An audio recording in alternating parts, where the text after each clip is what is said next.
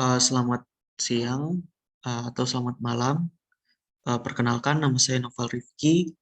Pada saat ini saya akan menjelaskan tentang kaleng minuman bersoda, mulai dari proses pembentukannya, uh, kemudian kegunaannya, serta alasan atas pertimbangan penggunaan kaleng aluminium sebagai kemasan untuk minuman bersoda.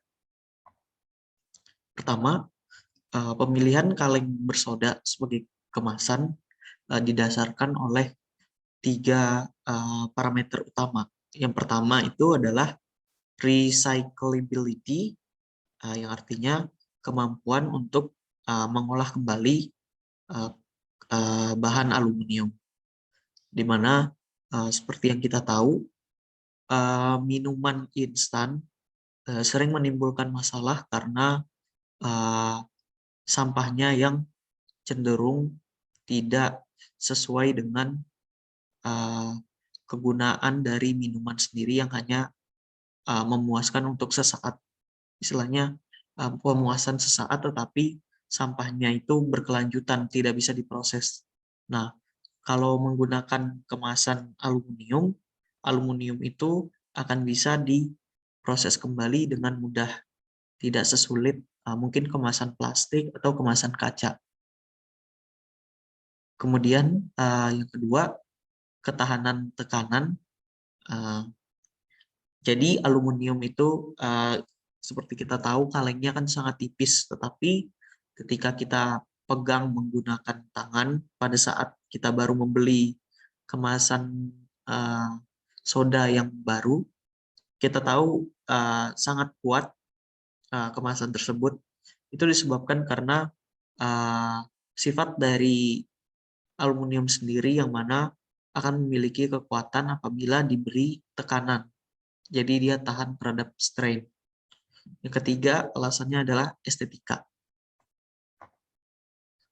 Nah, proses pembentukan aluminium dari awal sampai dia menjadi ke bentuk kemasan seperti yang kita lihat, ada beberapa tahap yang harus dilalui.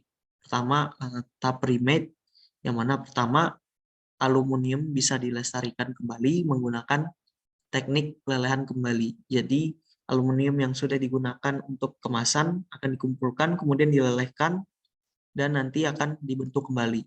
Nah, setelah kita mempunyai mentahan aluminiumnya, aluminium tersebut akan diproses sehingga menjadi lempengan yang sangat panjang, dan nantinya akan dikirimkan dalam bentuk gulungan. Jadi aluminium dilelehkan, kemudian dibentuk.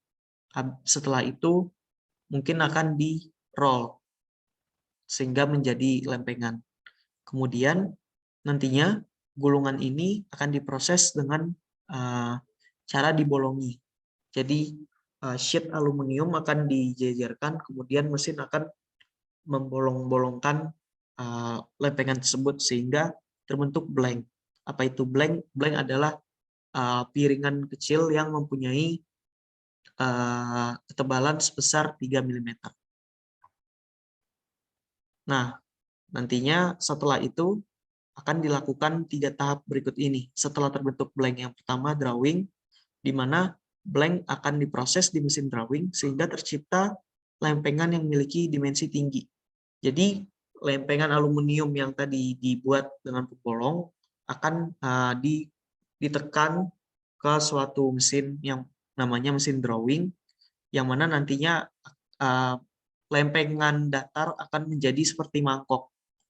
Nantinya mangkok ini akan dimasukkan kembali ke proses redrawing, yaitu proses yang sama dengan proses pertama, tetapi kali ini dimensi tinggi yang terbentuk akan lebih tinggi.